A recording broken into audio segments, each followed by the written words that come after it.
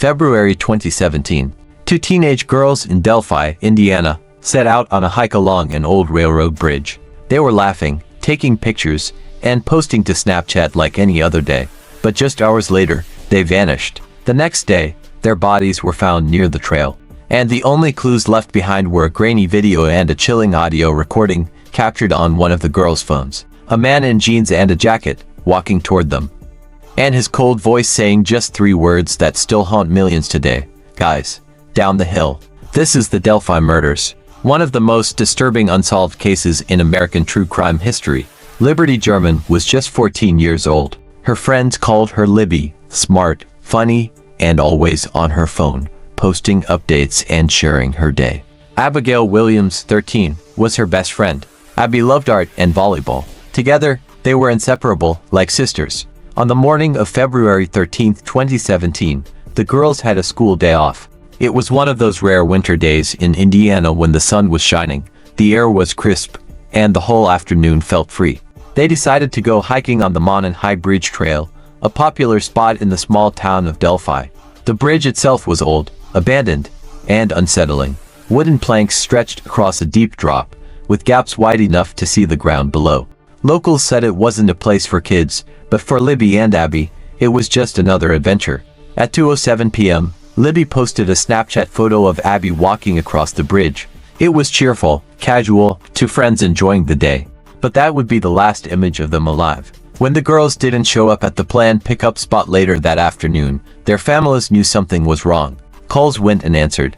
Texts never came back. Panic spread quickly. By evening, search parties filled the woods. Flashlights swept across the bridge. Voices shouted their names. But the night ended with no trace. It wasn't until the next day that the truth began to surface. And the town of Delphi would never be the same again. The search for Libby and Abby stretched into the night. Parents, neighbors, volunteers, and police combed through the woods with flashlights, calling out the girls' names. But as the hours passed, hope began to fade. At sunrise the next morning, February 14th, search teams returned to the Monon High Bridge area. It was only a short distance from where Libby had posted her Snapchat photo the day before. About half a mile off the trail, near a shallow creek called Deer Creek, a volunteer spotted something unusual. He shouted for help. There, in the cold February air, searchers made a chilling discovery. The bodies of Libby German and Abby Williams were found together in the woods. Police never released the full details of what they saw that morning. To this day, the official cause of death has never been made public. Detectives only said the crime scene was disturbing and unlike anything they had ever witnessed. Rumors spread quickly of strange positioning, possible ritual elements, even signatures left behind. But the truth remains locked in the investigators' files, sealed to protect the case. For the families, the nightmare was real. 2 young girls, best friends, gone in an instant. For the town of Delphi, population barely 3,000, it was a shock that shattered the sense of safety forever. And yet, even in that darkest moment, Libby had left behind something extraordinary. Something that would turn this case into one of the most haunting mysteries in American history. On her phone was a video. When investigators examined Libby German's phone, they found something that would shock the entire country. On that final day, as the girls crossed the bridge, Libby had been recording. Whether it was instinct, fear, or pure courage, she pressed record at the very moment their lives were about to change. The footage is shaky, grainy.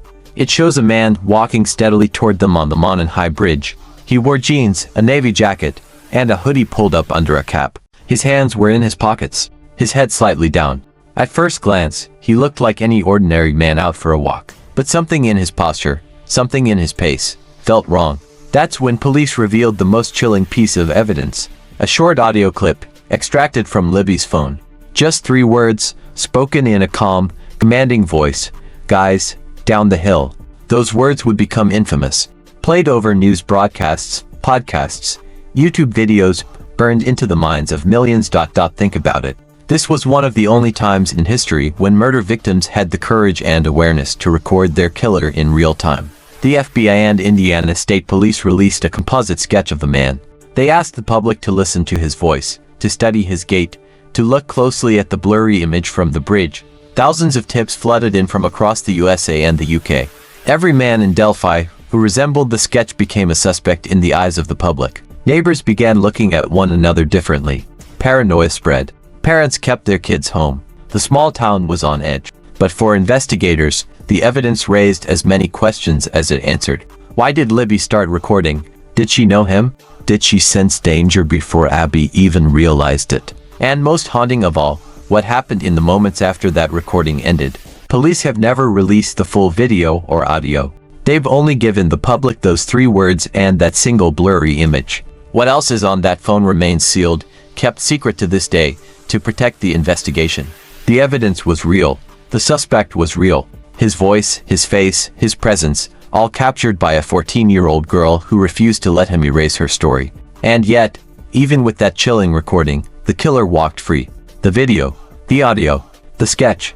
You'd think it would be enough. But years passed, and the Delphi murders remained unsolved, which led to the question, who was the man on the bridge? Over time, 3 major theories emerged. Delphi is a small town, just under 3,000 people. Investigators said from the beginning they believed the killer was either from the area or deeply familiar with it. The man on the bridge knew exactly where to lead the girls, down the hill, toward the creek, to an isolated spot where no one would hear their screams. That wasn't random. That was local knowledge. Some townspeople whispered that the killer could even be among them, hiding in plain sight. Imagine living in a community where the person responsible might be standing behind you in the grocery store. Libby and Abby were active on Snapchat. Some believe the killer lured them through social media. Did he pretend to be a teenager, arranging to meet them at the bridge? Was he watching their Snapchat posts in real time, tracking their location? This theory gained traction because Libby's decision to record seemed almost instinctive, as if she knew something wasn't right. If true, it would mean the girls weren't just unlucky, they were targeted. Others believe the killer wasn't local at all, just a drifter, passing through Delphi that day. Someone who stumbled across the girls and saw an opportunity. The problem? Delphi isn't exactly a tourist destination. The Monon High Bridge is remote. If it was a stranger, how did he know the trail? How did he vanish so easily without being caught? In 2022, after 5 years of silence, police announced a shocking arrest. Richard Allen, a local pharmacy worker, was charged with the murders. He lived in Delphi, just minutes from the bridge, and had even admitted he was on the trail that day. Prosecutors said ballistic evidence linked his gun to the crime scene. For a moment, it felt like justice had arrived. But then came the twists. Court documents hinted at bizarre, even ritualistic elements at the scene. The defense argued evidence was mishandled. Conspiracy theories exploded online. And today, even with Allen awaiting trial, many still aren't convinced he was the man in the video. And then there are those who believe the case is more sinister, that multiple people were involved, that it was covered up, or that the killer was someone with power in the community. Theories spiral online, some plausible, some far-fetched, but all pointing to the same truth. There is still no clear, undeniable answer. What makes the Delphi murders so haunting isn't just the brutality of the crime. It's that even with video, audio, sketches, and an arrest, no one can say with certainty who killed Abby and Libby. And until that day comes, the voice will echo forever. Guys, down the hill. The discovery of Libby and Abby's bodies shattered Delphi. A small town of just 3,000 people suddenly became the center of one of America's most horrifying mysteries. For the families, life was never the same. Parents who once trusted their children to walk the trails or ride their bikes around town now lived with constant fear. Many refused to let their kids leave home alone again.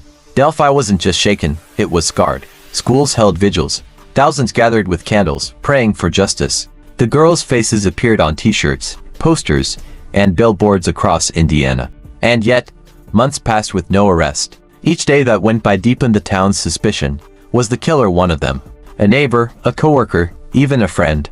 People whispered in grocery store aisles, side-eyed strangers, and avoided conversations they once had freely. Trust had evaporated.